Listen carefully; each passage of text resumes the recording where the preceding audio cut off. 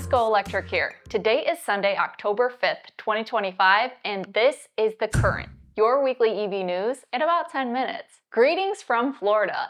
I'm traveling this week, and I apologize for the makeshift set, but we have never missed a Sunday publishing, and it won't start now. So let's jump right into the news.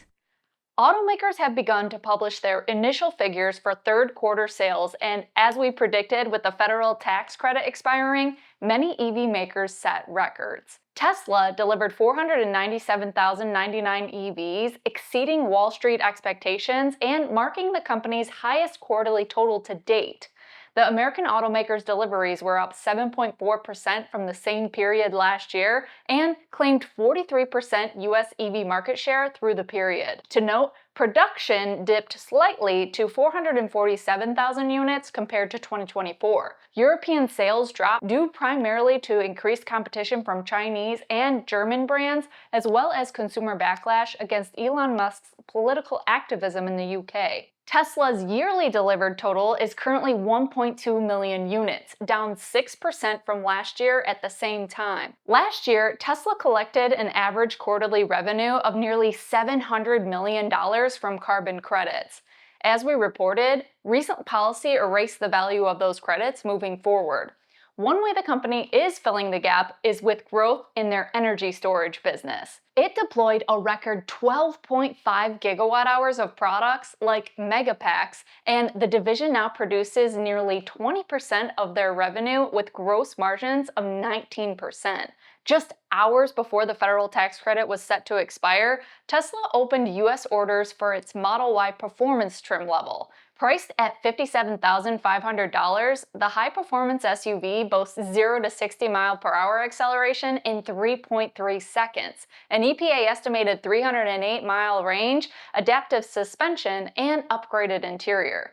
First deliveries are slated for December, following the European rollout we saw in August. As we reported back in July, Tesla began production of their more affordable model back in June, in which Elon described looking like a stripped-down Model Y that is expected to be priced around $35,000. Now that the credits have expired, we expect that model to debut sometime this quarter.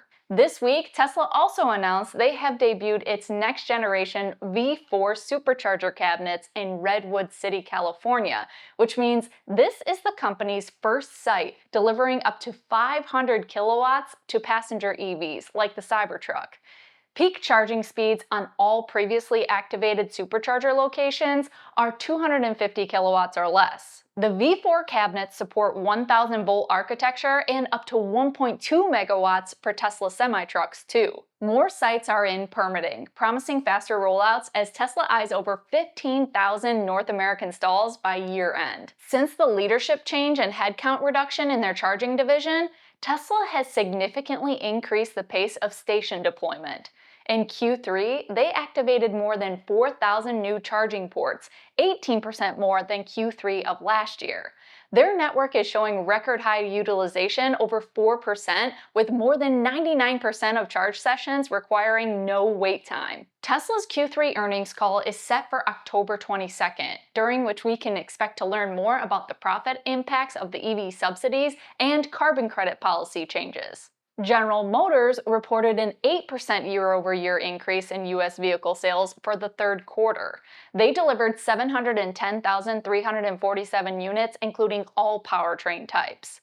A standout performer was GM's EV division, which shattered previous records with 66,501 deliveries, a 110% jump from Q3 of 2024. This milestone propelled GM's year-to-date EV sales to 144,668 units, already surpassing the automaker's 2024 full-year total of 114,432. EVs accounted for 9.4% of GM's overall Q3 sales mix, up from 6.2% in Q2 and 4.3% in Q1. Leading the charge were crossover models, including the Chevrolet Equinox EV, which topped 25,000 units sold and claimed the title of best-selling non-Tesla EV in the US. The Chevrolet Blazer EV sold 8,089 units, while the Cadillac Lyriq on the same platform sold 7,309 units. GM remains the second leading EV sales leader behind Tesla, with more to come before the end of the year as well. The redesigned Chevy Bolt is expected to be unveiled this upcoming week, following it being spotted uncovered and charging at a Tesla supercharger this past week. Trailing GM by many metrics, Ford Motor Company reported an 8.2% year-over-year increase in US vehicle sales for the third quarter, delivering 545,522 units through September, marking the company's seventh straight month of volume growth. Gains were fueled by strong demand for trucks and SUVs, but the electric vehicle division sales hit an all-time quarterly high, too. Ford's EV lineup sold 30,612 vehicles in Q3, a 30% jump from the prior year, accounting for about 5.6% of total sales. Leading the charge was the Mustang Mach-E, which achieved its best quarter since launch with 20,177 units delivered, a 51% increase. The F-150 Lightning counted 10,005 units for a nearly 40% gain and retained its crown as America's best-selling electric truck for another quarter. Hyundai Motor Group capped off a blockbuster third quarter with combined U.S. sales of 480,175 vehicles, a 12% jump from the prior year. Hyundai led the charge, doubling its EV deliveries to over 30,000 units for the quarter, highlighted by the Ioniq 5's explosive 90% growth to 21,999 sales. This week, the brand announced a major price drop for that model, which will surely stoke demand further. But we'll get back to that shortly.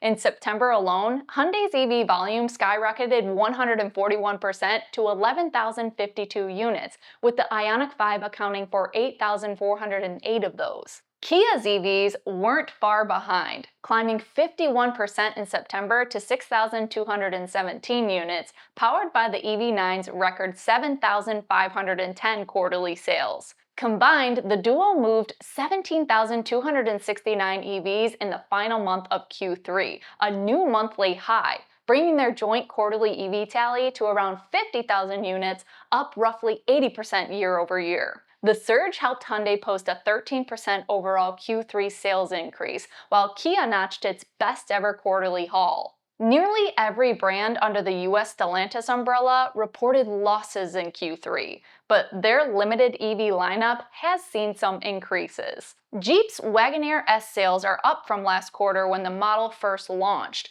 with 10,426 units sold year to date, and the Dodge Charger Daytona EV sold just 2,776 units in the quarter, totaling 7,075 units since its debut. Fiat sales grew 2% in Q3 year over year in total sales, driven by the Fiat 500e. Rivian reported a robust 32% year-over-year surge in Q3 deliveries, handing over 13,201 units, topping Wall Street's modest forecast of 12,955 units. The company produced 10,720 vehicles at its Normal, Illinois plant during the quarter, down slightly from prior periods due to supply chain hiccups and scheduled downtime to accommodate retooling for the upcoming R2 SUV. As expected, the company overproduced last quarter and leaned on that inventory to fuel the delivery beat. The strong finish to the quarter prompted Rivian to refine its full year 2025 outlook, narrowing the delivery target to 41,500 to 43,500 vehicles from a prior range of 46,000 to 51,000 set in January. Production guidance was similarly tightened to around 40,000 units, reflecting the mid-September pause at the Normal facility to prepare for R2 ramp-up in 2026. Full Q3 financials, including revenue and margins, are slated for release on November 4th. Honda's U.S. sales slipped 2% year over year in the third quarter to approximately 316,000 vehicles combined with Acura. The star of the quarter was Honda's GM-made Prologue electric SUV, which soared 76% to a quarterly record of 22,236 units, accounting for a 4.6% slice of the US EV market. Year to date, Prologue sales have increased nearly 160% to over 36,000. Acura's now discontinued ZDX EV, built on the same GM platform, added modest volume, with around 3,000 units for the quarter. Honda's first in-house produced 0 Series EVs are expected to hit the US market in the first half of next year. Toyota posted its strongest Q3 ever, delivering 629,137 vehicles in the US, up 15.9% year over year, thanks to a hybrid-fueled surge that captured nearly 45% of total volume. But Toyota's pure EV sales struggled, with the BZ4X and Lexus RZ models combining for fewer than 100 units in the final month alone, a 95% drop from September of 2024. The more competitive redesigned BZ and RZ have not yet arrived at US dealerships, but are expected before the end of the year. As other automakers provide notable Q3 EV sales figures, we will report those. We have not heard from Volkswagen and its subsidiaries, BMW, and Mercedes, along with Japanese automakers including Nissan and Subaru, or America's Lucid Motors. Now that we've covered Q3 sales and the results of the expiration of the federal EV tax credit on September 30th have been mostly revealed, several brands are launching their own incentives to keep EV sales rolling. If you've been watching this program, you knew these programs were coming. We plainly predicted it months ago in episode 77 when the IRS clarified the details of a down payment and binding contracts. We may start seeing some automakers implement down payment options in order to take advantage of the program before it ends in just a month. Tesla and Chevrolet are among the brands with plans to launch affordable models this fall, and we'll update you if they offer a practical path to extending credit availability beyond September 30th. Here's how they're doing it. General Motors is extending the $7,500 credit equivalent through its finance arm for leases on in-transit or dealer lot inventory, covering models like the Chevy Equinox EV, Silverado EV, Blazer EV, and Cadillac Lyriq. The program allows GM to claim the credit pre-expiration and pass savings to lessees. These incentives are available through December. Ford is mirroring the approach with its own lease extension program, baking in $7,500 discounts on vehicles like the F-150 Lightning and Mustang Mach-E. CEO Jim Farley warned of a potential drop to 5% EV market share next month, but emphasized these incentives to bridge the gap into 2026. The brand's finance arm paid small down payments and ordered untold volumes from the manufacturer to meet tax credit requirements. Their Power Promise program, that includes standard installation and hardware for a home charger, is still ongoing as well until the end of 2025. Stellantis, parent of Jeep and Dodge, is offering $7,500 lease credits on select inventory for the Jeep Wagoneer S and Dodge Charger Daytona EV, with the discounts applying to both leases and purchases through year-end to clear lots ahead of new model arrivals. Volkswagen is countering the credits end with low APR financing and lease deals incorporating up to $7,500 in capitalized cost reductions on in-stock EVs available through November 30th. BMW is stepping up with direct rebates to keep its electric lineup competitive, offering $7,500 off the MSRP for purchases of all fully electric models through October 31st.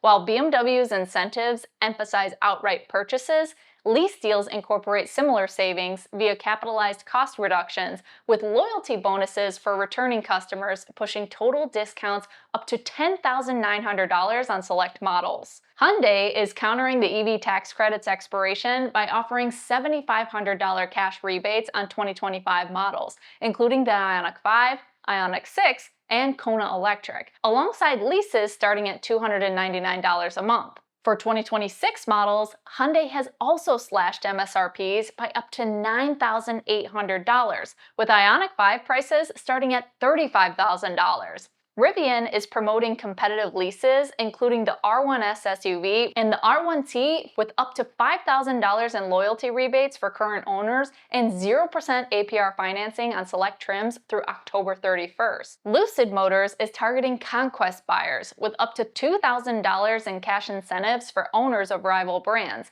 plus $2,000 loyalty for existing customers. Industry analysts from Cox Automotive forecast these incentives could limit Q4 sales erosion to 24%, but long-term viability hinges on falling battery costs and state-level rebates in places like California. Domestically assembled vehicles may be seeing tariff relief as well, with reports suggesting President Trump may reduce or eliminate tariffs depending on the percentage of the vehicle's content coming from the US. After discontinuing exports of the Nissan Ariya to the US and reducing production of the new Leaf, Nissan has come forward with more EV production pivots.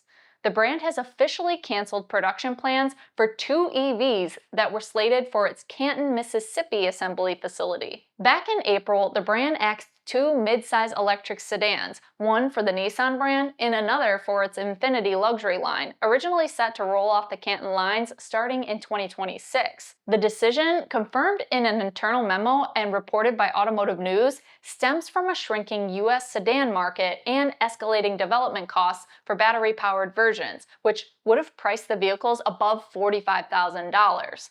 Additionally, a smaller electric crossover, roughly the size of the Nissan Rogue Sport, has been scrapped from the lineup.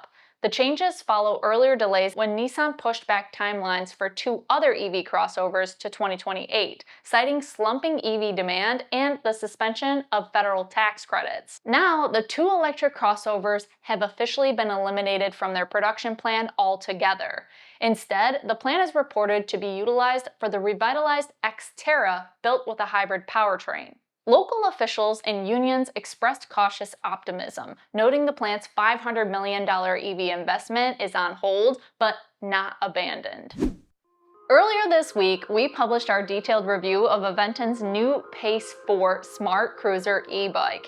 It has remote locking, geofencing, cruise control, turn signals, and GPS tracking for under $2,000. Tune in over at our Ride Reviews channel to find out how it stacks up against others we've reviewed. These have been our top EV news stories for this week.